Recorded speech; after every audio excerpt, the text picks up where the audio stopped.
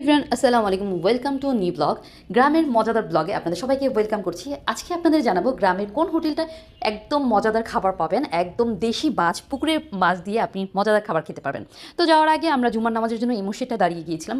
আস্তে আস্তে সব মুসল্লিরা জয়েন করছিল নামাজের জন্য, দেখে অনেক ভালো লাগলো। পুরান ঢাকার সব ছেলেরা প্রতি শুক্রবারে যখন আতর লাগিয়ে সাদা পাঞ্জাবি পরে নামাজের জন্য রেডি হয়ে যায়, ঘাড়ের উপরে ছোট ছোট বাচ্চারা থাকে, অনেক সময় হাতে ধরে ছোট ছোট ছেলে বাচ্চাদেরকে নিয়ে আসে, দেখতেই মনটা জুড়িয়ে যায়। আর তখন ফিল করি সত্যি আমরা মুসলমান, আল্লাহ রাব্বুল আলামিনের ইবাদতের জন্য যে সবসময় আমাদের অগ্রসর থাকতে হয়, সেই জিনিসটা খুব ভালো লাগে। তো যাই হোক, তো পরবর্তীতে চলে গেলাম গ্রামের বাড়ির উদ্দেশ্যে। তো যাওয়ার আগের দিন রাত্রেবেলা আমার ভালো মতন ঘুম হয়নি, যার জন্য শরীরে খুব অসুস্থ বোধ করছিলাম, ক্লান্ত লাগছিল। সকাল 6টার দিকে যাওয়ার কথা ছিল, কিন্তু সেটা আমরা যাই একটু লেট করে, রেস্ট নিয়ে দেন 10টার দিকে রওনা দিই।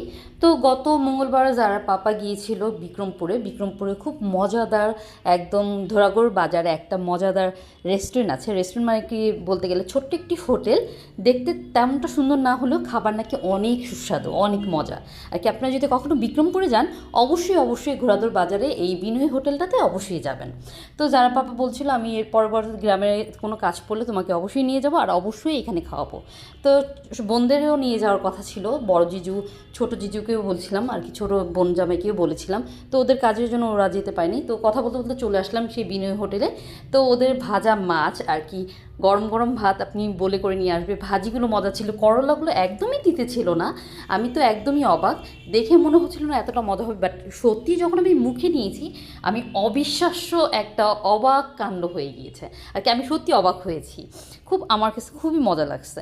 তো রুই মাছ ছিল একদম বেগুন আলু দিয়ে, একদম ঘরোয়াভাবে রান্না করা। তারপর পোয়া মাছটা একদম ভাজা করে বেগুন আলু দিয়ে রান্না করেছিল। যেহেতু ফ্রাইডে, আজকে তেমন একটা ভিড় ছিল না, যার জন্য আশেপাশে অফিসগুলো বন্ধ ছিল। তো আমরা খুব মজা করে তৃপ্তি সহকারে খেয়েছি। সাথে ছোট মাছ ছিল, আর সবগুলোই কিন্তু পুকুরে ধরা মাছ, একদমই বাজে কোনো স্মেল নেই। আর গ্রাম বলতেই এত সুন্দর, আল্লাহর নিয়ামত এত সুন্দর, আপনি যত দেখবেন তত মুগ্ধ হবেন আর কি। আমার পুরো চোখ শীতল হয়ে যাচ্ছিল, এত সুন্দর। যেহেতু আমি অসুস্থ ছিলাম, এই পরিবেশটা দেখে আমার না অনেকটা সুস্থ বোধ করছিলাম। আর যারা পাপা বলতেছিল যে চলো গ্রামের মাটি যখন তুমি একটু হাঁটবে, তখন তোমার অনেকটা বেটার ফিল করবে।